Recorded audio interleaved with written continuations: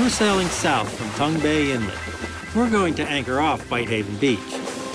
We're flying along today. Got a reef in the sail and the headsail's pulled in a bit. It's not far, but the wind is blowing north. So we'll have to tack our way over there. Time to tack, yeah? Okay, ready to tack. And that's a good thing because I need all the tacking practice I can get. It's really hard being out of your comfort zone all the time. This is not what I do. I'm not a sailor. You're off the wind right now. Get back on the wind and get some momentum. Slow the boat down.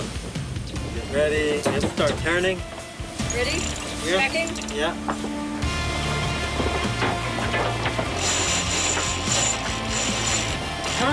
Turn. You're not turning.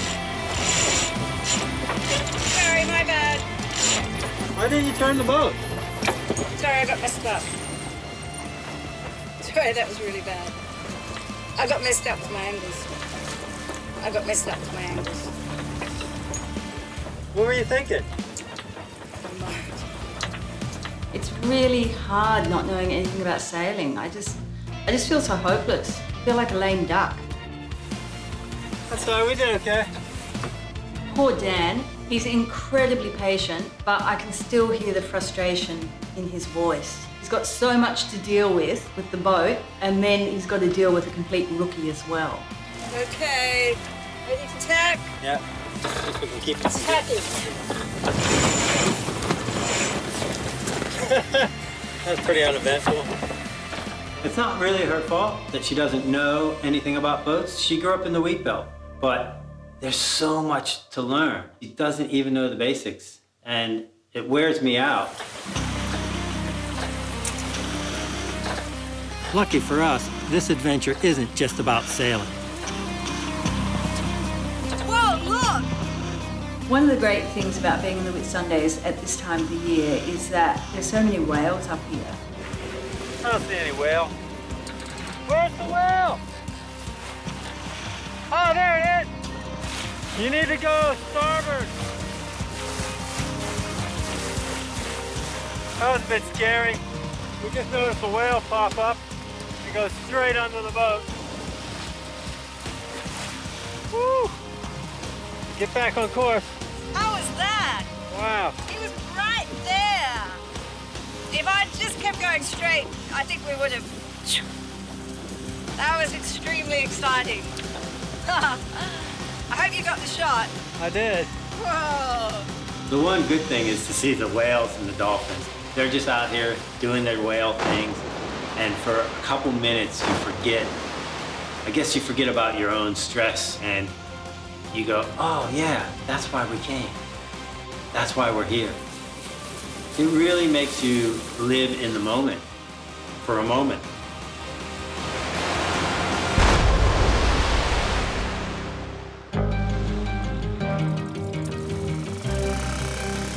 At Whitehaven Beach, there's no shortage of action to keep you in the moment. Beautiful Whitehaven Beach. We've got stingrays below and seaplanes overhead. He didn't care much if we were in the way, did he? And just as we're coming into the beach, this weird little plane landed on the water and taxied onto the beach. And the guy gets out and goes and takes a pee in the bush. And I think, you know, where else can you do that? That's the thing about cruising. You do go to places where you're not under the thumb. It's like there's not somebody watching over you every minute. So, tell me about your little plane. What's this called and where's it from? Okay, this is a Super Petrel LS and it's from São Paulo in Brazil. What can you do with it? We can land on the water, we can land on runways, park on beaches as you can see. Cruises at 100 miles an hour and we have a 500-mile range. When you're in the city and you're going to work, you've got traffic lights and stop signs and police cars and speed limits. And then you get out here and, you land your plane on the beach.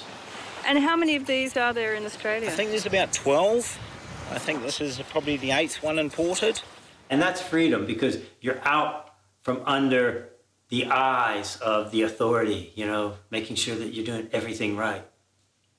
And there's something to be said for that. Sadly, we can't stay out on the islands forever. Today, we're back at Able Point Marina for some maintenance. We've got to take care of this sail drive. It's really becoming an issue. So we're gonna go to Pock's Boatyard and we're gonna have the boat lifted up.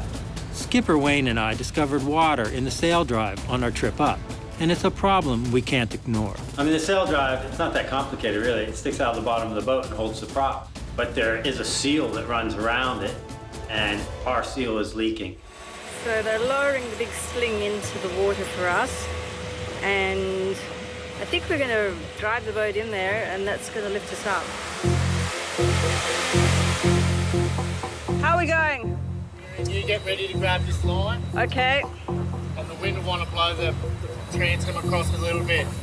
I think the reason Dan stresses about the boat so much is because he likes all of his vehicles to be kept in perfect condition. Anything that could damage the boat is a major stress for him. Is the sail drive definitely off the back of your motor, or is it off the front of your motor? No, it's off the back. It's off the back? Yeah. As long as you're 100% sure? Yeah, my engine's here, and my sail drive would be right here in the aft cabin where the oil's sticking. The lift operator is trying to figure out where to position the straps under the hull. I reckon that's a lift mark for the back. If they put the straps in the wrong place, it'll severely damage the boat. There's a piece of tape on the side indicating that's probably where it goes, but I don't know if it goes in front of that piece of tape or behind that piece of tape. You nervous? Yeah, stressful as hell. The thing about boating is you don't learn stuff until you actually do it. And while you're doing it, you go, oh, it would have been nice if somebody told me about the straps and what the tape indicated. But you don't find any of this out until you've done it. The whole thing's a learning process. Boat's just coming up, and apparently the straps are in the right place. That's good. Otherwise, we would have just destroyed the boat. And I think Maxine signed a waiver saying that it would be our fault if that's happened, so. Whew.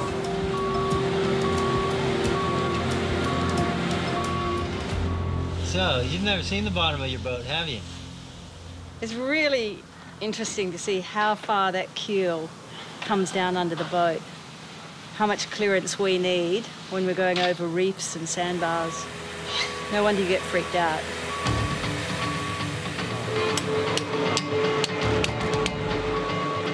Pretty soon, though, Mechanic Wayne slapped the new seal on the sail drive, and Wildflower's heading back into the water. Having the seals in the sail drive fixed today will cost $1,500. And you know what? That's money out of the budget. Whew. Done. Just in the nick of time. It's almost low tide again. We have about that much space under our keel. All part of boating, I guess, repairs. You know what they say, boat stands for break out another 1,000. If you start spending thousands on taking care of the boat, you're definitely gonna have to shorten the trip. And I'm hoping that doesn't happen.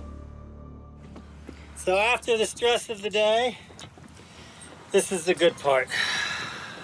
It's pretty full on, wasn't it? It's weird seeing your boat up there like that. And no matter how strict you are with your budget, something always comes up to blow out the budget. So much for our budget. Yeah, so much for the budget. Next, I take the plunge to check out some locals, and Maxine starts calling the shots. Tacking!